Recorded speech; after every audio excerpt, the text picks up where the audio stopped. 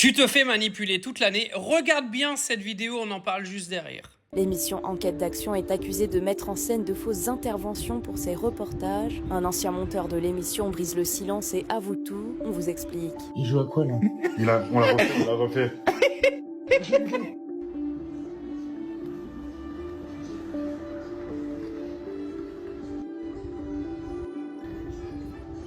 Une vidéo filmée par un habitant crée actuellement la polémique sur les réseaux sociaux. On y voit des policiers qui semblent répéter ou rejouer une scène d'intervention dans un quartier, apparemment pour les besoins d'un reportage d'enquête d'action diffusé sur W9. Les images donnent l'impression d'un véritable flagrant délit de mise en scène où l'on voit les policiers effectuer des répétitions afin de rendre la séquence plus spectaculaire pour l'émission. Mais ce n'est pas la première fois que ce type de critique vise Enquête d'action et d'autres émissions du même genre. Antoine, un ancien monteur de l'émission, a témoigné auprès de la revue des médias en déclarant « On est formé pour mettre de l'enjeu là où il n'y en a pas. Une séquence peut être bidon, on a des techniques pour faire monter la sauce. C'est du divertissement pur et dur. » Il expliquait également que lorsqu'il ne se passe pas grand-chose pendant plusieurs semaines de tournage, le montage est parfois utilisé pour accentuer l'impression de tension. Et enfin, certaines scènes de simulation sont parfois tournées, ce qui peut prêter à confusion pour les téléspectateurs. Bon, t'as compris, juste éteins ta télé, parce que tu te fais manipuler. H24, je sais pas si vous avez déjà vu, en plus, des TikTokers qui sont déjà passés sur des émissions de M6, W9, etc.,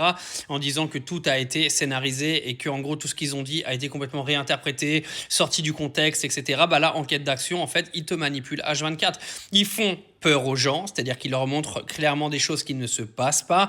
Ils les exagèrent à 10 000 pour les biens d'un documentaire, pour te faire peur. Il faut savoir que toutes ces émissions de télé, elles appartiennent à des lobbies politiques, qu'ils sont là pour que vous votiez pour leurs candidats pour les prochaines élections, qu'ils sont juste là pour te laver le cerveau. Donc un conseil, éteignez vos télés parce que tout ce que vous voyez, ce n'est que du divertissement et de la mise en scène. Il n'y a rien de réel là-dedans.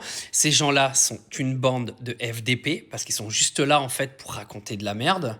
Ça fait bien longtemps que les émissions de télé de toute façon n'ont plus aucune crédibilité, c'est pas nouveau.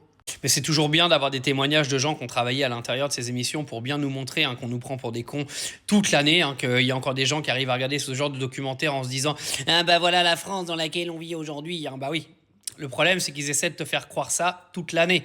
C'est-à-dire que tu as des émissions de télé, on va même pas parler de CNews qui passe son temps à faire ça à toutes ces émissions quasiment tous les jours, avec des débats bidons, avec des chiffres bidons, et on a des émissions de télé complètement éclatées au sol, qui viennent vous montrer des fausses scènes, qui sont tournées avec des caméramans, qui passent leur temps à courir et à répéter les scènes les unes après les autres. Les gars, c'est une dinguerie.